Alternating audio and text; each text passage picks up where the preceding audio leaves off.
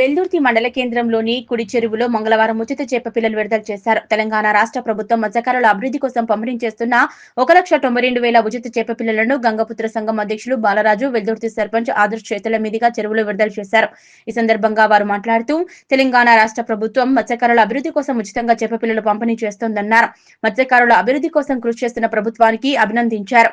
ఈ కార్యక్రమంలో వెల్దుర్తి గంగపుత్ర సంఘం అధ్యక్షులు బాలరాజు, సురేష్, నర్సింహులు, గ్రామ సర్పంచ్ ఆదర్శ్, మత్స్యశాఖ అధికారి సంతోష్ తదితరులు పాల్గొన్నారు.